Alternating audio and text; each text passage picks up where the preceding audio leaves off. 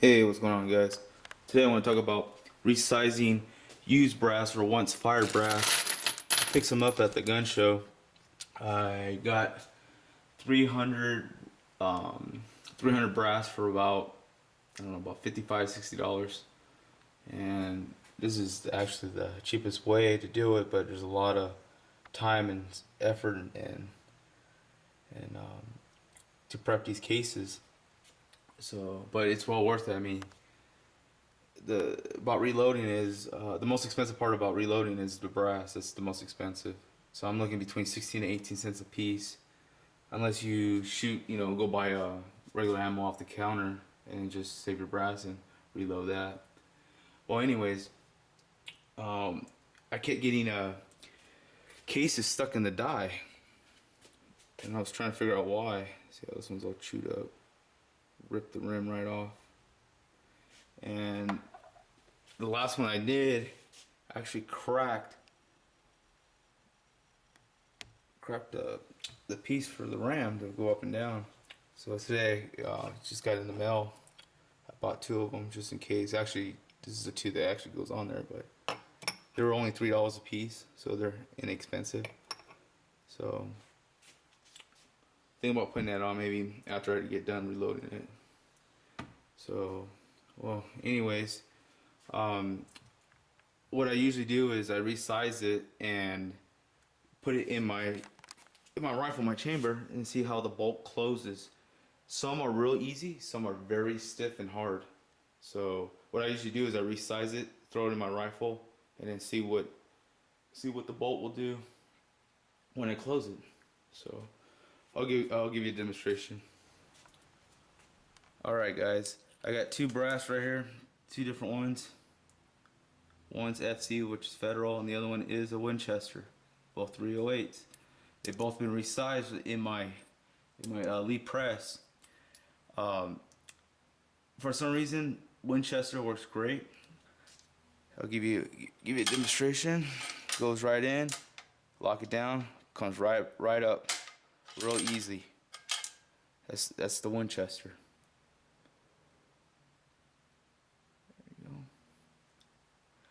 Alright, now the Federal FC goes in real hard. I can't even lift it up. Real hard. This is after I resized them. So I went online and a lot of people talking a lot of trash about the Federal, how they're real hard to resize. Never had a problem with the Winchester, that's why I like getting these, but these were on sale, so I picked them up. So what they were saying was that the die is not installed correctly. So I want to show you that in a little bit. But I guess when you press it in, it goes into the mouth, into the shoulder and neck, and without any lube there, actually when you press up, it goes in, and then when you take it out, it wants to stretch back out this way. So you're actually making the case a little bit longer, and that's why you're having a stiff bolt in your chamber of your rifle. So that's one reason. A lot of guys say to get rid of that, just get a Q-tip and just swab the inside of it with some, WD-40 or some lubricant, case lubricant, and you shouldn't have any problems. So, well, what I did was I turned the die further down, which I'll show you how, and once I did that, it started going real easily. So let me get another Federal that I just did right now. Here's one Federal FC. It's been resized after I adjust the die. Goes right in, lifts right up, real easily. So I'll show you how to adjust the die for that correction. All right, according to Lee, to properly adjust the die, the ram has to be completely up, hitting. Let me get this out of the way. It's supposed to be hitting the die. See how there's gap. This one's already been set. I'm just showing you a difference. Most guys forget that, once they leave the ram down, they hit it and they end it dropping a little bit, so it's not correctly the right length. So it's supposed to be touching. Let me lower this down. It's supposed to be touching like that, and then after when it touches, then you're supposed to turn it.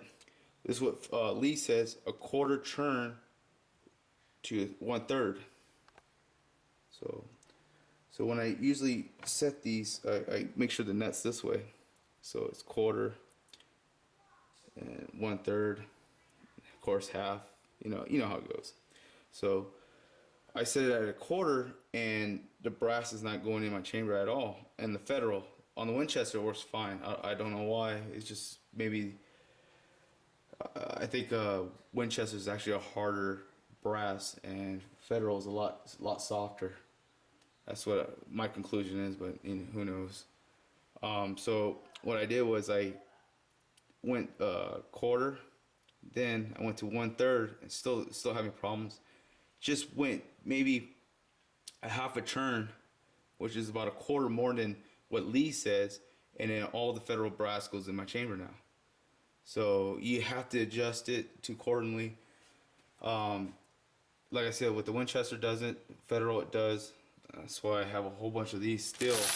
These are the ones I couldn't get in my chamber, and these are the ones I can. These are Winchester. And it's about, I don't know, about 150 cases there. So, and this is about 100 right here.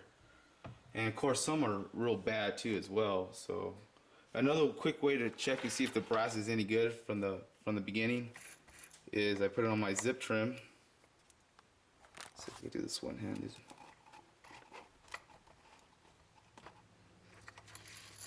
There you go. If you look at it very closely, it's actually bent. So most likely this brass right here came out of a machine gun, like I said, M60 or whatever it was, and that's why it will not go in my chamber. This one's pretty much done. You can see where the rim's at. Let's see.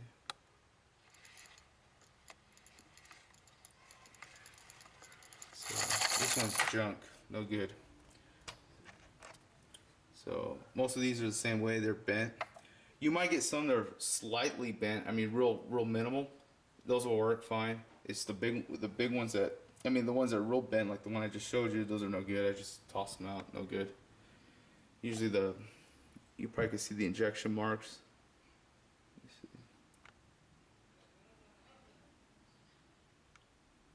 This one was okay, but yeah, but it's bent. It's no good, trash. So there's a lot of preparation just to get to reloading these used brass or once fire brass or whatnot, but it takes a lot of time and preparation for doing this stuff. So you gotta have a lot of patience. I don't have patience sometimes, and yada yada yada. So here's some of the shavings I've been collecting, so I don't make a mess anywhere. And here's all the primers I have so far. I had more. I threw, I don't know, maybe another bottle like this, and I decided to put it in a Corona bottle, so I thought that was kind of cool. But other than that, yeah, it's just a lot of preparation. Federal does suck, but once you get the right measurements and the right length and adjust your dies accordingly to your rifle in the chamber, you know, get it to go in the chamber real easily, they should be fine. A lot of guys ask me questions, how many times do you use your brass before you get rid of it? I usually measure it. Hopefully about 3 or 4 more runs I'll start to anneal it, which is hitting the neck,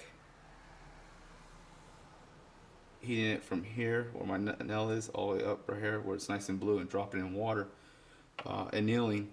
The weakest part of the brass is actually the neck and the shoulder. It starts to collapse, and you don't want that, or it'll start to split in the middle. Once you anneal it, you get to use it for, I don't know, another 4 or 5 times. So you might get it out of it 10 times. Another thing too that I get a lot of questions about is when you buy these, or if you get brass that's not fired from your rifle, how many times do you need to full length resize it? My answer is, if it's out of another weapon system other than yours, resize it once, check it. If it works, great, and then you could just neck size it after that. You don't need a full length resize it unless it's a automatic weapon, semi-automatic weapon. You have to full length resize it every single time. So other than that, after annealing it, I'll probably resize again. So if I could use, if I get 10 times out of this brass after including one time annealing it, then I should be able to resize it, full length resize it twice out of its lifetime. If you're shooting out of the same weapon. So there's a lot of stuff, a lot of things you gotta learn. I'm just learning myself. I'm not no expert or anything like that, but I'm definitely learning. Scratching my head and do some stuff. So other than that, that's pretty much it, guys. There's a collection of my dies, a little holder. So, well, if you guys have any questions, just email me or put a comment down or anything like that. So if you guys have any other questions or anything, just hit me up.